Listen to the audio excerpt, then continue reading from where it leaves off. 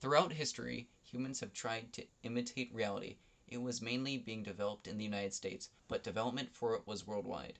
One of the earliest attempts at giving people the impression that they were experiencing an image for themselves was panoramic paintings. These paintings were meant to take up your entire field of vision to make you feel more immersed in the scene. After the release of the film titled This Is Cinerama, a man in the United States named Morton Heelig, also known as the father of virtual reality, was fascinated with the idea of immersing someone in a simulated environment and attempting it for himself. Morton Heelig became fascinated with the concept of 3D movies. He began dedicating his time to studying illusions and human sensory signals. His goal was to create futuristic ways of experiencing movies. By 1957, Heelig had created the Sensorama, an arcade-style cabinet that was meant to stimulate all five senses. It contained stereo, speakers, and a 3D display, fans, smell generators, and a vibrating chair. To achieve that goal, the Sensorama became popular in Hollywood as a source of entertainment. It was one of the first successful attempts at creating a virtual world that could be entered. Around the same time, a man named Thomas Furness was creating a portal into the virtual world for a different purpose. Furness is a professor of industrial engineering at the University of Washington. He spent the first 23 years of his career working for the Department of Defense, mainly at the Wright-Patterson Air Force Base in Ohio. In the late 1960s, he began developing a flight simulator to allow trainee pilots to control a virtual aircraft with nothing more than hand gestures and eye movements. In 1961, two Philco Corporation engineers created the first motion tracking headset called the Headsight.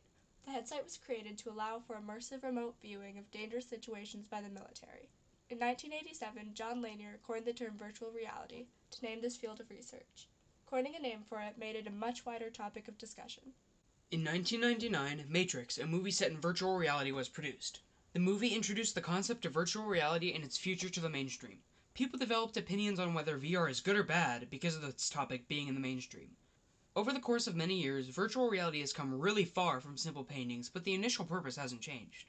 Now, the Oculus Rift is one of the most cutting-edge virtual reality headsets on the market, using IR LED sensors that identify the user's position and allow the user to move more freely in their physical environment. A commonly asked question in our world right now is, what kind of world will this technology lead us to?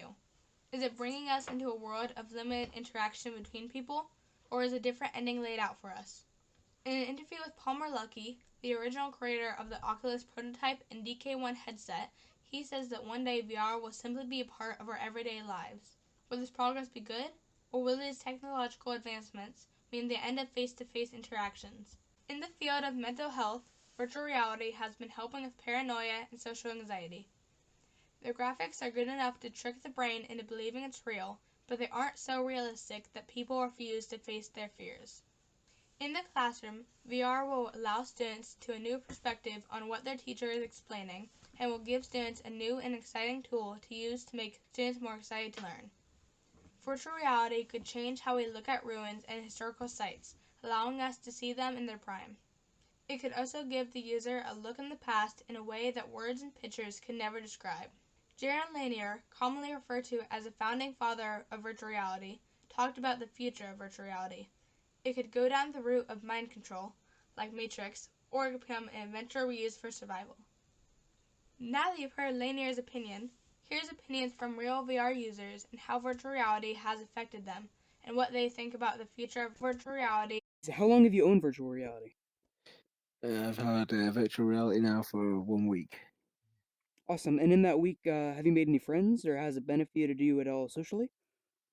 Yeah, just recently made some friends here as I've been checking out the different features of the VR and really incredible technology. Yeah. Awesome. Um, and then where do you think the future of virtual reality is going to go?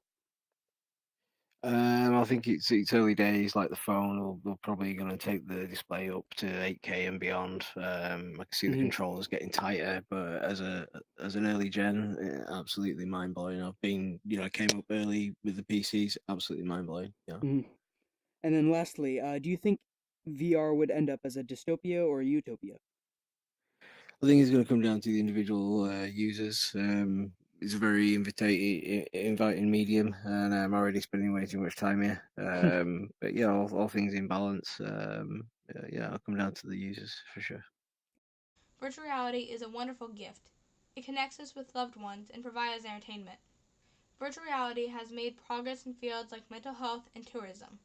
Virtual reality is a success, but at what cost?